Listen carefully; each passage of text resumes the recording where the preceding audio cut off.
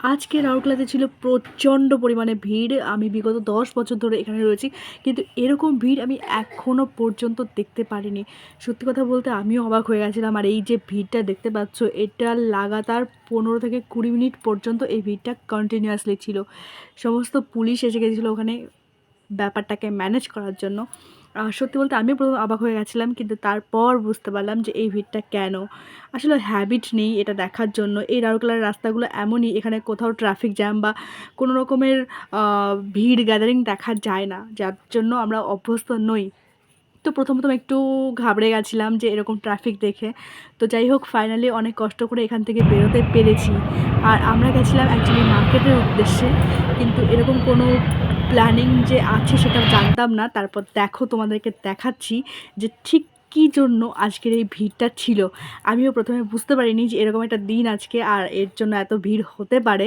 তো তারপর রাস্তায় গিয়ে ব্যাপারটা জানতে পারলাম। মার্কেট তো হয়ে গেছে, তারপর বেরিয়ে এসে একটা সাইডে আসলাম যেখানে কিনা একটু লোকজন কম ছিল, আর এই ভিড়টা ঠেলে একটুখানি দূরে এসে আমরা দাঁড়ালাম।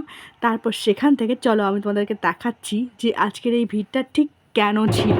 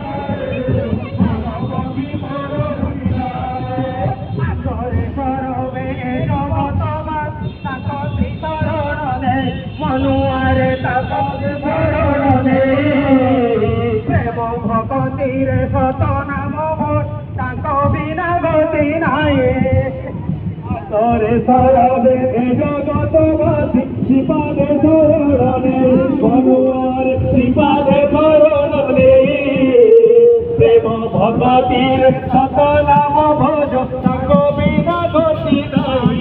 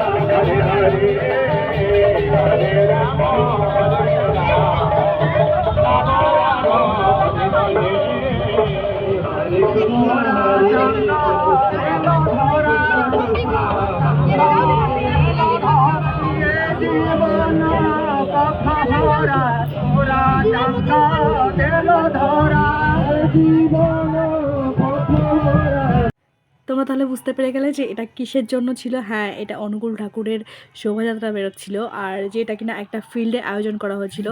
তো সেটারই এটা প্রস্তুতি, মানে এই লোকগুলো যাচ্ছিল ওই ফিল্ডের উদ্দেশ্যে। তো আমরা এটা জানতাম না যে আজকে এরকম একটা দিন। আর আমরা মার্কেটে বেরিয়ে রাস্তার যখন জ্যামের মুখে পড়লাম তখন আমরা লক্ষ্য করলাম যে এটাই ছিল আজকে। সত্যি বলতে এই অনুকূল ঠাকুরের মানে শোভাযাত্রা এখানে প্রত্যেক বছরই হয়, কিন্তু আমাদের সেভাবে এখনও পর্যন্ত দর্শন হয়নি। তো যাই হোক, চলো একটু সেই জায়গাটায় যাই যেখানে এই প্রোগ্রামটার ব্যবস্থা করা হয়েছে। তো আমি হঠাৎ করেই ডিসাইড করলাম যে না, একটু ভিডিও করে নিই আর তোমাদের সাথে শেয়ার করি, যার জন্য এই ভিডিওটা আমার অন করা। সত্যি বলতে ভিডিও করার কোনো প্ল্যান ছিল না, ভিডিও করা তো দূরে থাক, মার্কেটে আসারই কোনো প্ল্যান ছিল না, যেটা আমি হঠাৎ করে ডিসাইড করলাম যে না, বরমশাইয়ের সঙ্গে আমিও যাব, আর আমি গেলে তো ছেলে যাবেই। তো যাই হোক, মার্কেটে গিয়ে একটা জিনিস ভালোই হলো বলো, তোমাদের সাথে এটা শেয়ার করতে পারলাম। আর হঠাৎ করে মাথা থেকে বের করলাম যে না, এত সুন্দর যখন একটা দৃশ্য তখন এটাকে ক্যামেরাবন্দি করতেই হবে, আর তারপর তোমাদের সাথে শেয়ার করা। এখানে এসে তো আমি পুরোপুরি অবাক হয়ে গেছিলাম। দেখো চারপাশটা কি সুন্দর করে সাজিয়েছে এই মাঠটাতে। আর এখানকার ম্যাক্সিমাম মানে 99% প্রোগ্রামই এই মাঠটাতেই হয়, সেটা ছোটো বড়ো ফাংশন হোক বা মেলা হোক, ম্যাক্সিমাম জিনিসই এখানেই হয়। আর দেখতে পাচ্ছ চারপাশটা কি সুন্দর করে সাজিয়ে দিয়েছে। ওখানে জলের জন্য ব্যবস্থা ছিল, খাবার জন্য ব্যবস্থা ছিল, এমনকি মেডিকেল ক্যাম্পও ছিল, যদি কারো শরীর অসুস্থ হয়ে যায় তার জন্য ব্যবস্থা ছিল। আর এই জায়গাটা মানে কি বলবো, ভীষণই ভালো একটা বড় ফিল্ড। আর ওই যে পাহাড়টা দেখতে পাচ্ছ পেছনে, ওই ঠিক পাহাড়টার নিচে ওখানেই আছে রাউরকেলা এয়ারপোর্ট। তো ভাগ্যক্রমে আমার এখনও যাওয়ার সুযোগ হয়নি ওই এয়ারপোর্টটাতে। সমাজে এই যে গাড়ি তার মাঝখানে যে সিনেমার জাতিকে রক্তাক্ত করে হচ্ছে। এটার অবশ্য একটা বড় কারণ হলো এখান থেকে কলকাতায় ডাইরেক্ট ফ্লাইট নেই বলেই।